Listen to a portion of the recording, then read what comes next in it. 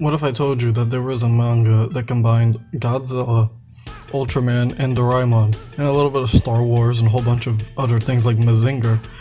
Combine them all together, and then they have to fight a kung fu anime girl, and then they get their ass kicked. And that probably sounds very far-fetched, but it actually is a real manga, and I'm here to finally talk about it today. So today's topic is Gekisatsu Uchuuken, which is a story made by Hurricane Ryu. It consists of 6 volumes and 56 chapters. So it's originally a story that Ryu made in high school that he showed his friends, and then there was like a manga contest in when he was in college. So he was going to use something else. He used something else for that instead. So then it was going to be he wanted to turn it into a manga, and then all of a sudden he gets in touch with Lemon People magazine. Lemon People magazine publishes certain types of manga, and they're like, oh hey, that story's pretty cool. The kung fu girl in outer space and shit. That's awesome. But how old is the girl? He's like, oh, it's a 17-year-old anime kung fu girl. They're like, oh, okay, that's cool. It's cool. Make her like 9.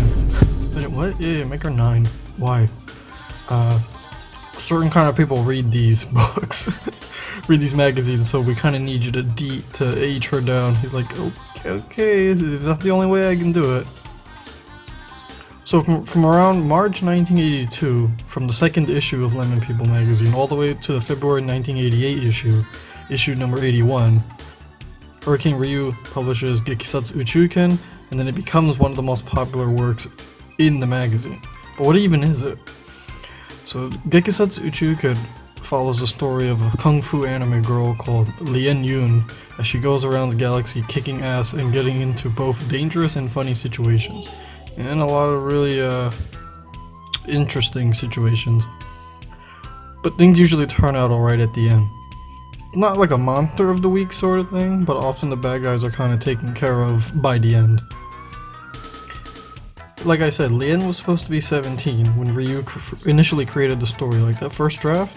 However, he was told by the magazine to lower the age to 9, and the reason he said was because, and here's the because now, because Lemon People magazine is a lolicon magazine.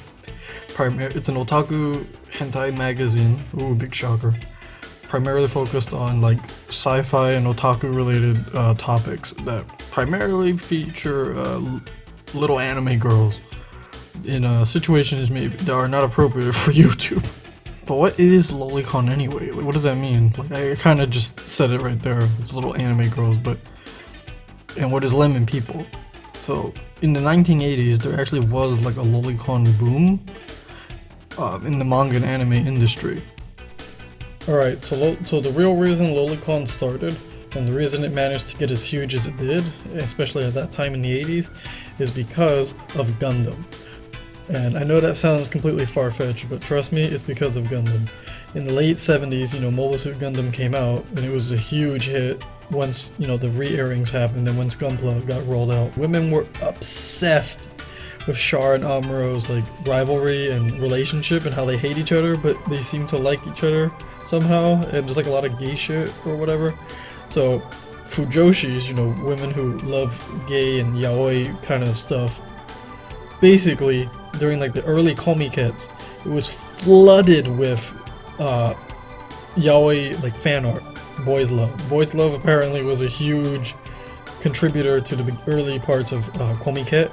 And to counteract this, the fan magazine Cybele featured Hideo Azuma, who would later become one of the most prominent lolicon artists in the history of, especially in that time. And he also made the anime Nanako SOS.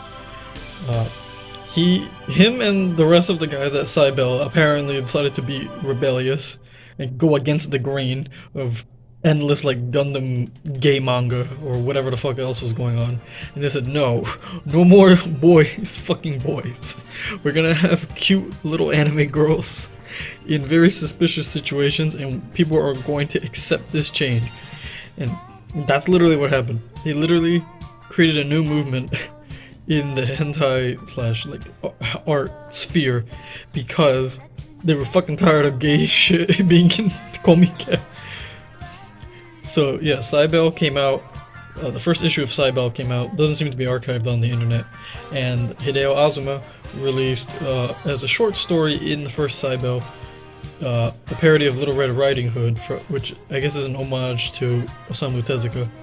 And it just went off from there, and then he just kept doing short stories in the books as they went on, and then eventually, like I think circa 1981, Cybele magazine shut down, but in its place in 1982 is Lemon People, and he was one of the prominent artists featured in Lemon People, and was in several like magazine, like the front covers of the magazine, and then of course Hurricane Ryu and other artists like Toshihiro Hirano, the creator of the guy who helped make the anime version of Iczer 1, and of course Zero Rhymer, and of course the creator of Zero Rhymer himself, who would later create Guyver. So a lot of important people came out of this magazine, either like before its conception or like came in during it. But yeah. Blame Gundam. Blame Char and Amuro having gay sex or something.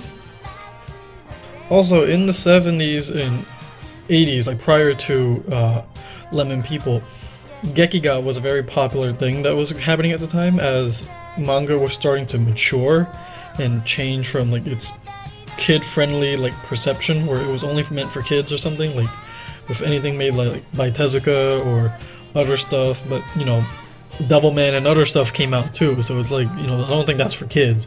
So they tried to like change the meaning of it and call it Gekiga, which was like for more mature audiences. So think of stuff like Kyojin no Hoshi, the sports anime manga, and then of course Golgo 13. Those were more aimed at a mature audience, but that term kind of died down, I think, over the years, so nobody really uses it anymore. Everyone just says manga. Like Berserk, I think, would be classified as a Gekiga nowadays, but you know, it didn't exist at that time. So yeah, that term got phased out in favor of manga being like the main accepted term. And of course, Lemon People themselves started off as a Gekiga manga for fan, you know, by amateur artists, but thanks to Eiji Otsuka, it changed and shifted to a more lolicon type of magazine. So that's how Hurricane Ryu and everybody else got involved in all this. And that's why the lolicon boom started to happen, because one, they wanted to fight against gay shit in Gundam being plastered everywhere in all of Comiket, and because they were trying to start a new movement so that people can be perverts about little anime girls. Yeah, so during Japan's huge economic bubble period, which started around in the 1980s, there was a huge boom for OVA, for original video animations done on home video, direct-to-video, and lolicon content. And one of the first hentai OVAs was associated with Lemon People, which I think is just called Lolita or Loli anime? I forget. I'm gonna pop it up on screen. I've seen this. This is a really fucking weird OVA and has a lot of like dream-like sequences that happen. And it's just straight up weird, even by hentai standards. It's just straight up weird. So if you want to watch it, go ahead. I kind of don't recommend it because it's not really all that interesting. So as questionable as the content is, it paved the way for more explicit and semi-explicit direct-to-video anime to be made later on. Either hentai or not hentai. And of course hentai anime still continues to this day. You've probably seen a couple, or you've probably read a few, I don't know. But back to Lemon People. You know, for better or worse, you know, it helped things get more degenerate, I guess. But a lot of talented people also came from Lemon People magazine and other hentai magazines like Manga Buriko. And a lot of famous manga artists even started off doing hentai prior to becoming mainstream. Not just in Lemon People, but like in general they would do doujinshi, which is like fan-made manga, which I mentioned in Comiket. Comiket is a convention for people to do fan-made manga, either based on actual properties or just their own things, and typically it was hentai. So like the creator of Guyver started off with series that had hentai in it with Zio Reimer. And Zio Reimer, like the OVA, direct-to-video OVA, you know, doesn't have hentai in it, but the manga originally did. And of course, Clamp, you know, there's a bunch of women that decided to make manga together, and they have that one infamous JoJo doujinshi. But yeah, but apparently people within the anime industry were reading these magazines and were getting ideas, you know, based on like what they were reading at the time, because it was like a reflection of the nerd culture at that point. Uchuuken, for example, wasn't really primarily focused on that, like unlike a lot of the other works in there. But you know, due to the nature of the magazine, I'm pretty sure there were a lot of instances in this manga that felt like it had to be probably mandated by the magazine.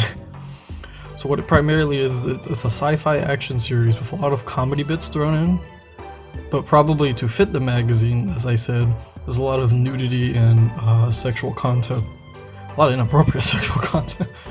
Again, I don't know how much of it is the creator Hurricane Ryu's idea, or if it was just mandated by, you know, lemon people.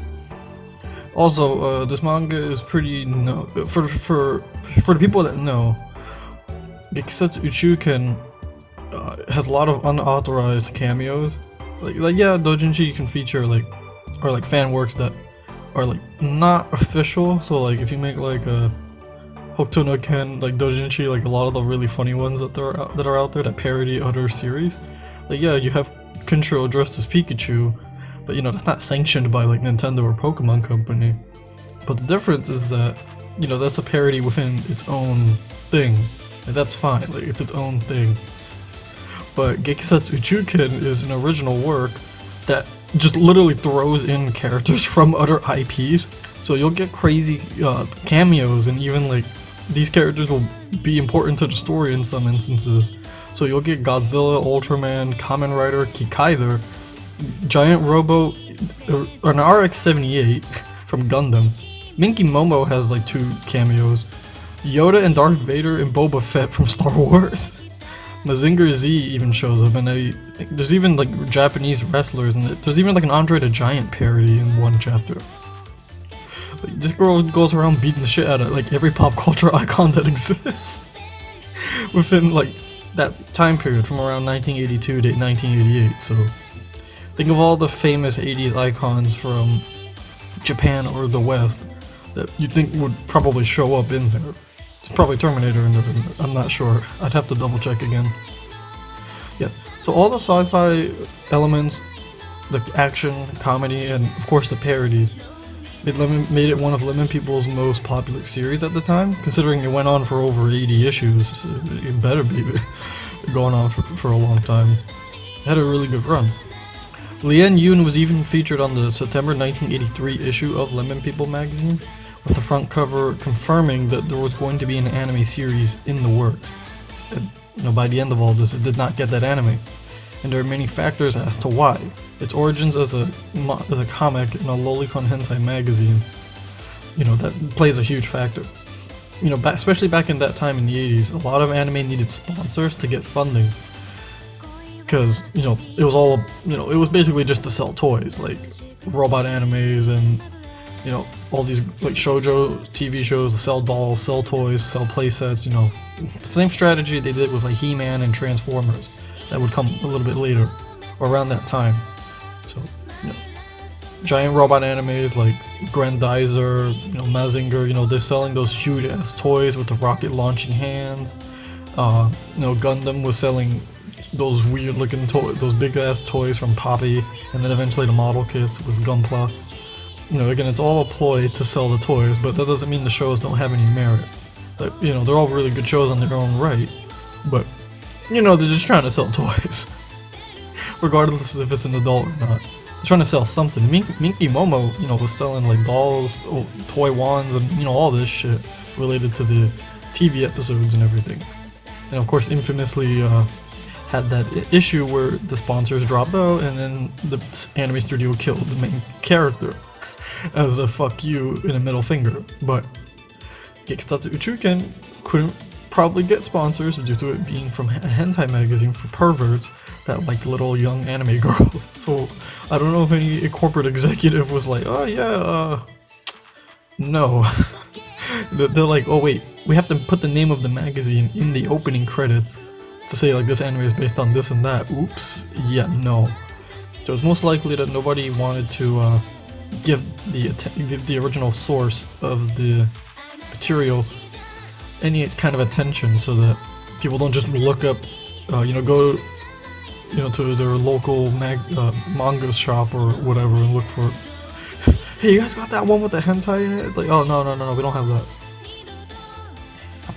The other reason is that apparently at the time the anime staff were way too busy. There were too many people doing other things and they couldn't get to Gekisatsu Uchuuken, unfortunately. So the anime film Macross Do You Remember Love was made around that time, and a lot of the staff that were meant to work on Gekisatsu Uchuuken got moved over to that project, and by the time it was done, they just couldn't go back to it. It was already kind of like too late. Supposedly, Gekisatsu Uchuuken was considered a passion project by a lot of the people working on it. Again, like a lot of industry insiders and people who work in there were fans of the manga and content from those magazines, but they couldn't get it to happen. So things like Macross and a bunch of other anime were just too much of a priority. Macross was huge at that time, or Robotech, I guess, if you want to call it that. But yep, that never happened. And I think, to me, this is the one that I think that probably destroyed it. Hurricane Ryu was kind of a mad lad. I'm pretty sure Bandai and Toei weren't okay with their superheroes and anime girls appearing in a magazine where underage anime girls are sexually assaulted by evil alien monsters and bad guys, and have hot candle wax fucking shoved up their asses and vaginas. But no, there's a lot of very questionable content in this. Like, I'm pretty sure the creator of Doraemon does not want to see the part where Doraemon turns into an American superhero and then proceeds to get his ass kicked by an anime girl. Okay, but anime canceled, sponsors pull out, people were too busy to work on it. So as far as we know, the project didn't get extremely far, but stuff was still released for it, albeit very limited. So what came from the project and then what came after? An image album, aka an audio drama, was released on vinyl in December 21st, 1983. Vinyl has all of the music that supposedly was meant to appear in the anime, and the cover features artwork by the show's character designer Hirano Toshiki. The album comes with a book featuring what looks to be stills from the anime, with all the cell art and everything, and the art of the characters in full color. It's unclear though whether or not these were real production stills, like stills from film reels and everything, of an unfinished anime project, or if they were just mock-ups so they had some kind of illustrations to put in the vinyl. It also came with a really awesome poster of Lien Yun surrounded by fire and smoke and everything. Some of the script of the anime was shown off in Lemon People and a synopsis of what would go into it, but that's kind of it. We didn't get anything else from it. So a series from Lemon People did eventually get adapted into an anime, but it was not on TV, I think for obvious reasons. Fight Iczer 1 did get an anime OVA and released sometime after the project was cancelled, from October 19th, 1985 to March 4th, 1987. And staff that were involved in Uchuuken's anime project worked on Iczer 1, and it eventually spawned multiple OVA sequels and merchandise, model kits, not model kits, well now it's getting a model kit from Good Smile, but hold on. It spawned garage kits, figurines, CDs, all that other stuff, all the stuff that Uchuuken would have gotten had it actually became a mainstream TV series. So Hurricane Ryu moved on from Uchuuken and then released the manga Pretty Executor, which is similar to Uchuuken in the fact that it's an action series with some sexual content in it. Instead of being a sci-fi story full of movie, anime, and comics and tokusatsu parodies, it's about a Skiban girl kicking all sorts of ass. Skiban was a very popular genre in the 1980s where it was just a bunch of super tough schoolgirls beating the shit out of other people, thanks to stuff like Skiban Deka and in the later TV drama that was made by Toei, and of course the multiple movies and TV sequels and everything. and different interpretations of it. So it spawned a sequel series, and then had 2 lead actresses because the first season had an actress, and then the second one they changed it. And it had a few other movies and everything, and even an original anime OVA. That's the other one I want to bring up real quick. Pretty Executor. Pretty Executor, to me, is kind of shrouded in mystery. It kind of just came out in the mid to late 1980s by Hurricane Ryu, and it's technically not a hentai. But it does have sexual content. It's just that it's censored. So like the naughty bits on their crotch areas are censored, obviously. But there's a ton of action in it, and it just goes in the craziest direction. It goes from like Skiban, tough girl, just beating the shit out of thugs and stuff, and then all of a sudden she has to fight a giant kaiju while wearing power armor, like she's fucking like MD Geist or some shit. And I'm like, okay, whoa, what the? And then it had like its own low budget like live action adaptation made by Hurricane Ryu himself, and it's there's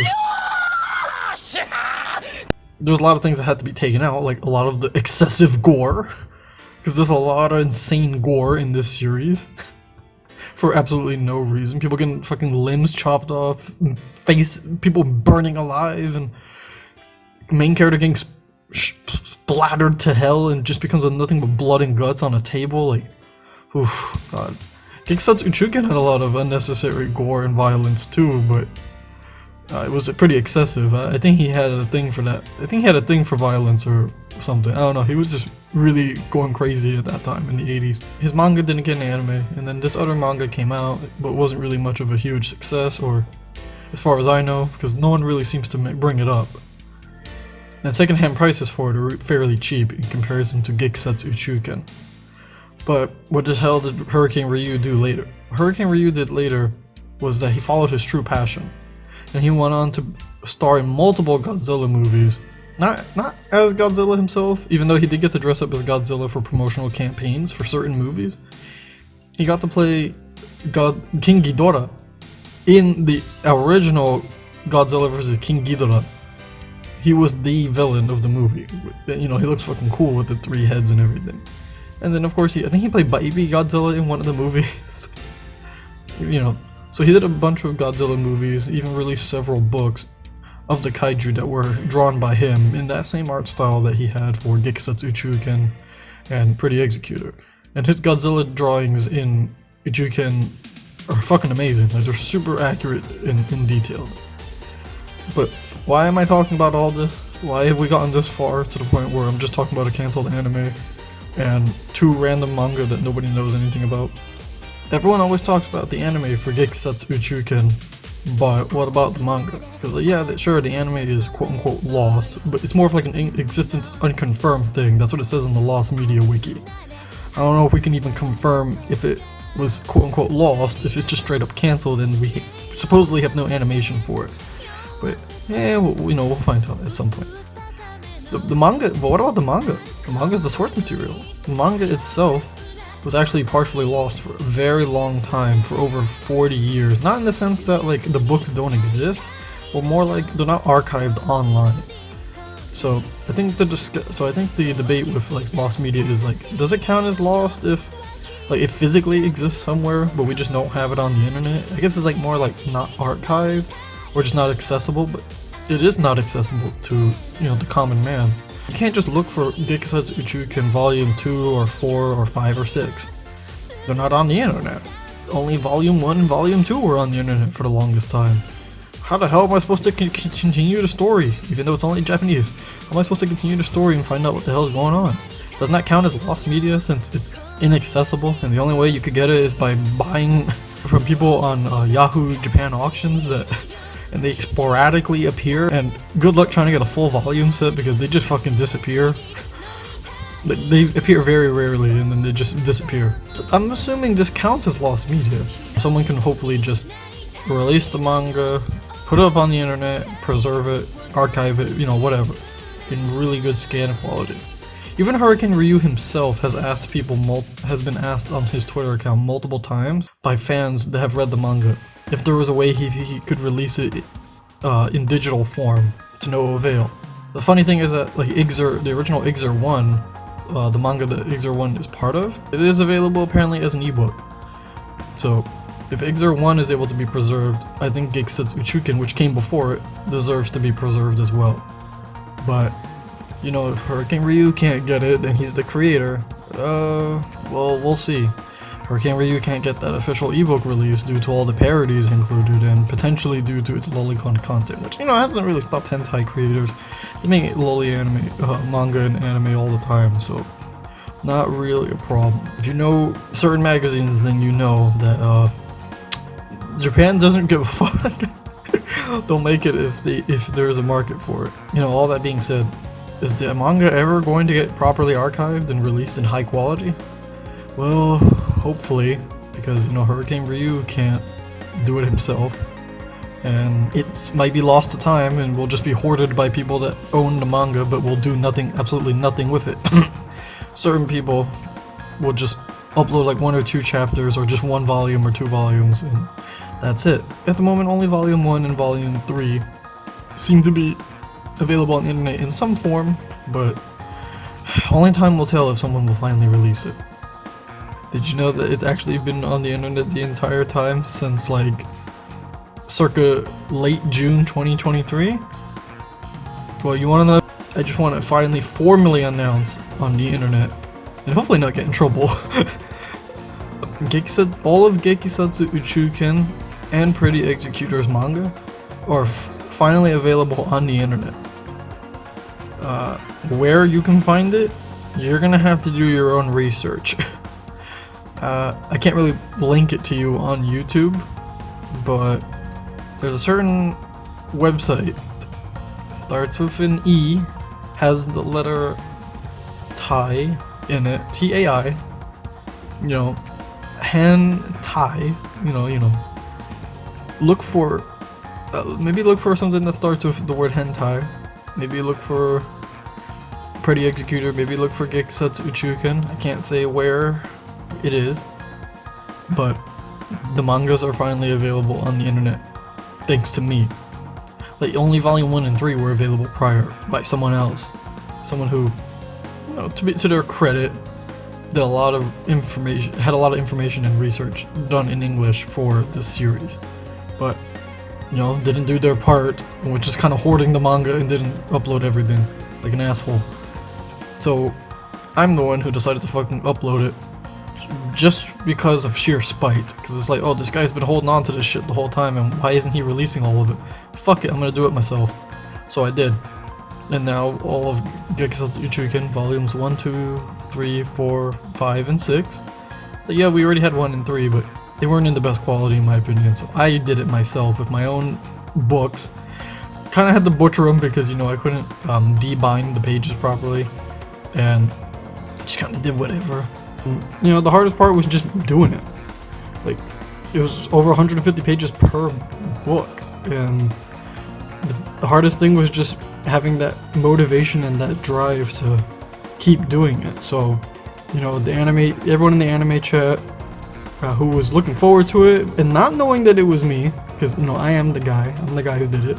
So yeah, shout outs to the anime group, shout outs to Envy for being my fucking QA guy who made sure that if I fucked up a page, that I made sure I fixed it. Like, Volume 6 had a page that accidentally was repeated, and I had to fix that. So, and Hurricane Ryu, please don't kill me. Okay, that's it. Please read Gekisatsu Uchuuken, and if you're by the way, if you're interested in translating this, just ask for permission to use my scans, because, you know, I went through all the fucking effort to do it, so I don't want people to just steal it. Yeah, just ask for permission if you want to use it, and make sure you give me credit, or keep the credits page that I have at the end of every volume, and leave it there, and just add your own credits. So yeah, I appreciate that, and goodbye. Oh, by the way, GoodSmile recently had a live stream and an event to showcase all of their new robot model kits and everything for MECHASMILE, and they're having a questionnaire right now, they're having a questionnaire right now, and they're asking people to vote in what kind of characters they want, like, model kits of, because they're doing robots already with Motoroid, and now they have a PLAMATEA, which I think is the new one, which is for specifically like characters, not robots, or like giant robots. So if anybody wants to contribute and help me out, I'm gonna submit a request for Lien Yun from Gekisatsu Uchuuken and Iczer 1 herself from Fight Iczer 1. And then the third slot, you can just put whoever you want. But this is probably gonna make the video outdated, honestly. But I want to see if it does something, because it'd be really funny if all of a sudden like she gets considered, or if they can figure out the copyright problems with her. So yeah, the dates for this will be on screen. It's all the way up until I think January 15th of next year / next month. So get on that, and hopefully this doesn't become extremely fucking outdated. But hey, at least I tried, right?